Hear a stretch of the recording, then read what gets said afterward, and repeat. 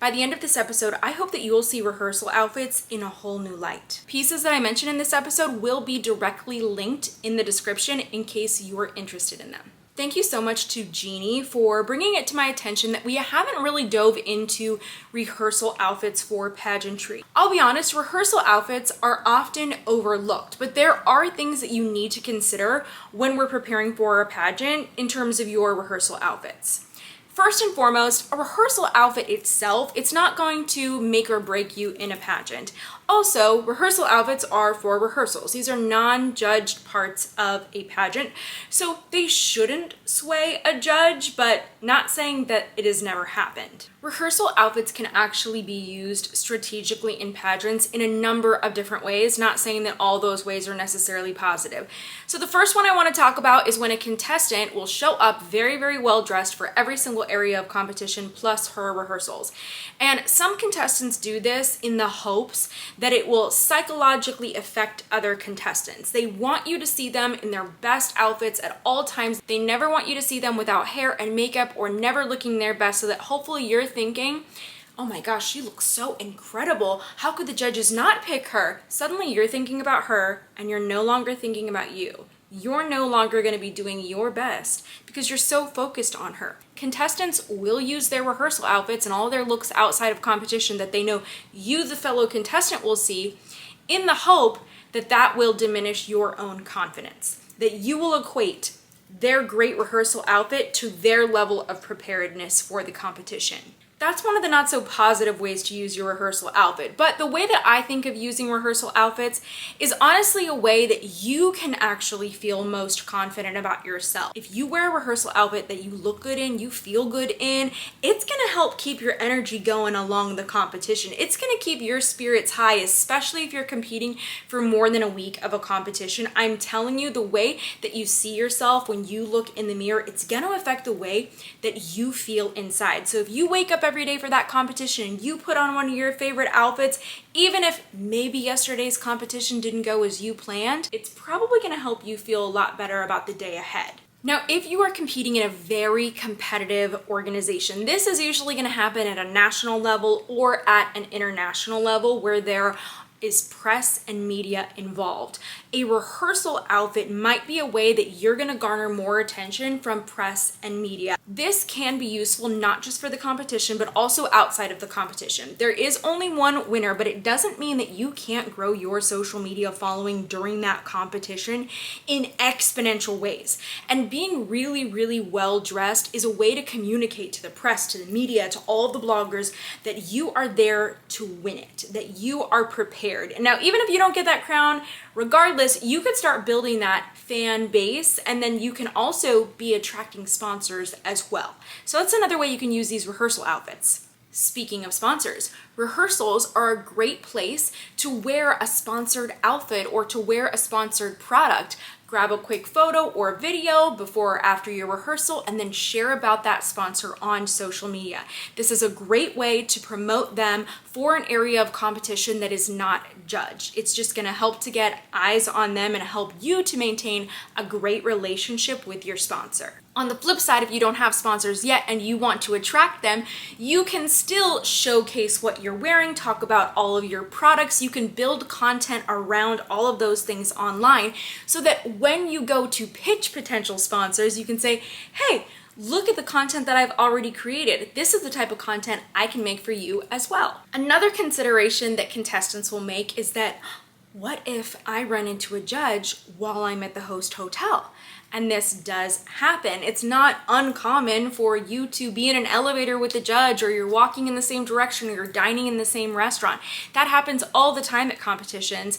And personally for me, I always wanted to look my best, so I thoughtfully planned all of my rehearsal looks. The things that I'm sharing in this episode, they aren't always going to be huge considerations for youth pageants, and that's because youth pageants, there's not as much on the line, they're not quite as competitive, but these things can still be applied to most youth pageants. But the thing is, when we talk about rehearsal outfits for our youth, I would say that there's less of an expectation for fashion-forward looks and more of an expectation for just something that's adorable, slightly trendy, and age-appropriate. If you're a parent, these rehearsal outfits are not something that you have to overthink. A really cute set like this red one would be great for a rehearsal. I also very much love this Zimmerman inspired girls dress. This is so cute. You don't have to overthink it, and you would also want to keep in mind things like probably putting shorts under the dress if your child is going to be wearing a dress style, or also thinking about her comfort.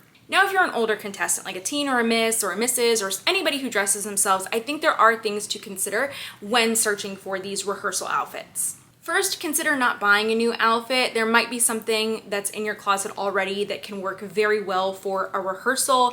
Second, try to thrift or purchase this look resale.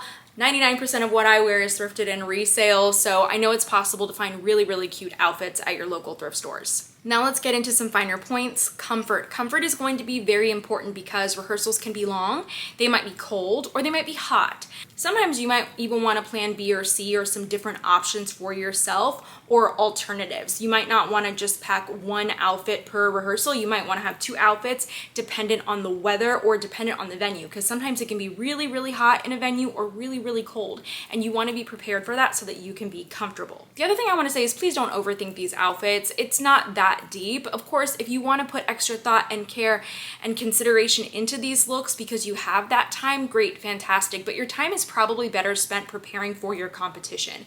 With that being said, you don't have to do this alone. People like myself, we offer wardrobe styling, but also I have free resources online. If you don't want to pay for every single one of your outfits to be styled, you can just check out my Pinterest or follow my LTK, because I share pre-styled outfits every single week on those platforms, and you don't have to do any of the work or any of the heavy lifting because I've already done it for you. I've already found the items, and I've even found alternates for each of the items. So check out those things. It's a resource for you. Something very important that I think that every single look that you might wear to a rehearsal has to pass is, can you dance in it? Usually at a rehearsal, there's gonna be kind of dancing going on, or at least walking patterns. So you need to be able to make sure, can I raise my arms above my head?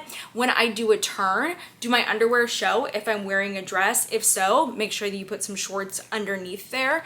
Do I feel comfortable moving in this garment? Think about that before choosing it for your rehearsal. Something else that some contestants consider is, does it photograph well? And that's more so for our international or our competitive national competitions where press might be around.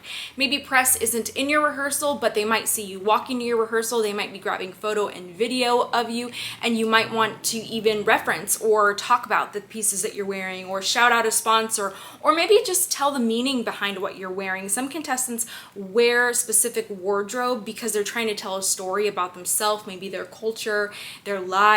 So there's so many different ways that you can use your wardrobe, but just keep that in mind when you're hunting for these pieces. Some pageants require you to follow a theme for your rehearsals, so that's something that you have to check in with and make sure that you're dressed within the guidelines of that theme. Or some pageants actually instruct their contestants to only wear activewear or athleisure wear. So if that's the case, you can wear a set like this. You can be cozy and you can be comfy, but I would still bring my competition shoes with me, even if they told me I can wear something like this into a rehearsal. So hopefully there would be a chance for me to maybe walk the stage or practice a routine in the actual shoes that I will be wearing. This yellow set for me, it's like a comfy, casual, yet still elevated and put together look that you can wear.